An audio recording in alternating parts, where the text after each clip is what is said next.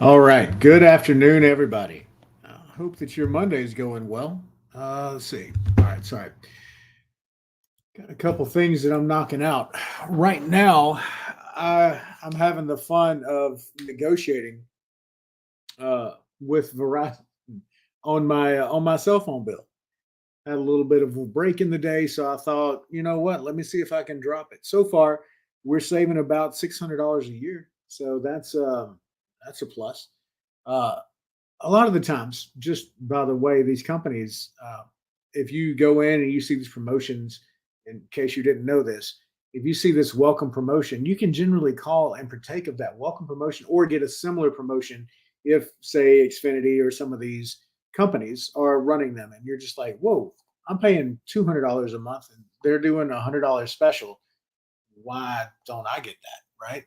Um, I don't know. To me, it's also a bit of a principle thing of really just kind of managing the money. And whenever I see a commercial coming up to where it's, hey, $40 a line, you get this and this, I'm like, according to my math, that's going to save me a little bit of money. So I don't know, I just like to do that whenever the time comes. Well, while I'm doing that and the online chat going back and forth talking to the agent, I had a call come in from somebody that I've got a loan out with. And we went through the process, everything's been going great, but they're at their next draw. And one of the questions came up is, hey, when do I have to send you all these different photos and videos of the property, while we're doing this? I mean, can't you just take my word for it? Because this person, they're actually out of the state right now and they won't be back to get their photos.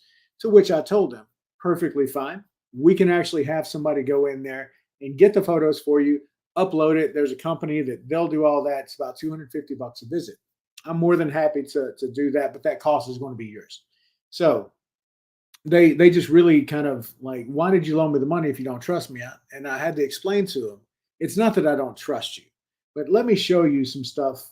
And this is why we verify the work, right? Because as a lender, I'm just going to break this down for you. You come to me, you want to borrow some money, and perfectly fine. I do asset based lending, so I'm not really looking at your credit score and these kind of things. I'm looking at the value of the home as it stands today, the value of the home once you finish the work, based on the amount of work that you give me, right? You give me what's called a scope of work, and that outlines what we're looking at whenever we do this, this projection of what the value is going to be. So it looks like this. You come in, you apply for the loan. I go and I look at the loan and say, okay, everything seems to cost out right. We want to make sure that the ARV or the after repair value is where it needs to be. Okay. Fairly simple, straightforward process. And if it's something that you've never done before, but you've had a curiosity about learning these things, I'll be putting out another webinar here in the next week or so. Well, actually 2 weeks, because I'll have to do that whenever I get back from a conference. But I'll go through and I'll structure this.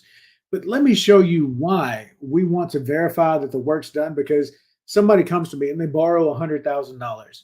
Well, let's say that they actually borrow $150,000. Okay, $100,000 might just be for the acquisition of the property, just the property purchase itself, and then you might be borrowing another $50,000 for the remodel of that property. And it's not uncommon. We do that quite a bit. So you got a $150,000 loan over here, but I'm only going to give you the purchase and the first draw, as it's called, of the project. Because, well, they say mama didn't raise no fool. I'm not going to give you the $50,000 and just trust that you know and can run with that and do it. So what we do is we hold aside those funds and then we release them as the project completes. So typically a project goes in stages. You're going to go through the rough carpentry and the demo, right? Or the demo or rough carpentry if you don't want to, get the phrasing correctly. Then it goes into some of the other stuff like paint, floor, some of the system upgrades, and the more rough work, right? And then we start to go from that rough to that finished project as it continues. Well, after you do your demo and carpentry, that's when you get your next draw, which is to give a little bit of advancement towards the contractor so they can do the paint and the floor. And then they'll put in the fixtures. And then next thing you know, you're done with the project. But here's the problem. Whenever I don't get photos of the work as it completes, well, sometimes contractors might do something that looks a little bit like this. And if you aren't experienced enough to call them on their BS, I will be before I allow that kind of work to stand. Or something like this, right? We call these landlord specials in real estate investing. And I'm just going to explain to you that a landlord special is essentially, this. You're going over here and you are making a unit rent ready just as cheaply as you can. But I can tell you that whenever you go to flip a house, having projects complete, quote unquote complete, that look like this, it's not going to work. Or even like this. So let me just go ahead and show you that one. That's a fun one because if that happens to be any kind of load bearing, you just weaken the structure, right? But beginning flippers, newer investors, they might not be aware of some of these things and unable to call out the contractor. I, as the lender, can still hold that and say, look, these funds will not be released until the quality of this work improves. So now I can be the bad guy. You can go to your contractor and say, hey, look, the person with the money isn't giving me said money until you fix this, because he says that this is what they call in the business some bullshit. Okay. Now, if you know what that is, I'm sure that you've heard of what bullshit is in other industries. It's not just in real estate. But whenever you are encountering bullshit, you have to call people on it so that you can actually get decent work done. Now, with that, I've made a bit of a reputation of calling people on their bullshit, and it's okay. I'm all right, and I'm quite comfortable being that bad guy. If that makes me a bad guy, because these are the kind of contractors that people will go out here and hire, and unfortunately, it doesn't necessarily work out that well for them. So, I, as the lender, I'm looking to protect my investors' capital. Okay. So when my investors come to me and they trust me with this money to loan out, they're trusting my experience to make sure that I'm going to not necessarily babysit, but I'm going to oversee this project and ensure that that return of capital comes back to us and it brings back more so that we can send that back out again and have those revolving relationships with people so that they get to borrow money continuously over and over. And eventually they unlock 100% financing with us, which is great because that means that now you don't have to bring all that money down.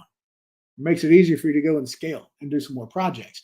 But you have to show that you're competent in what you do and be able to call people on their BS. So, that being said, I just wanted to show y'all if you're going to flip houses, don't let a contractor come in there and pull the landlord special because at that point, I'm going to be the bad guy for not releasing those funds until that work improves, which also creates more of a delay for you because now the contractor has to go back in, fix the work. Now you've got to resubmit the photos, the videos, and then I finally release the funds.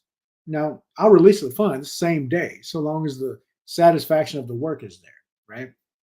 And if that's anything that you've had an interest in, or if you're curious about, you want to learn how to do some private money lending, give me a shout. You want to borrow some money for a project? Give me a shout. And if you're looking to just invest passively, I do have a 506c fund to where it's a minimum $100,000 commitment. No more than $2.5 million is what I can accept from one single investor. And if that's anything that you want to talk about, perhaps you want to use your 401k or anything like that to get those larger returns than what the stock market might be bringing, give me a shout. Anyway, that being said, I'm going to get back to it. Hopefully, we can. Hopefully, I can get the rest of this Verizon thing done and get on with my day. Let's see. There we go. Thank you. Got to keep the chat living, right? Anyway, y'all have a great day. If you need anything, just holler. Take care. And no, I'm doing it. I'm not doing that correctly. In the stream, I'm going to do that now. So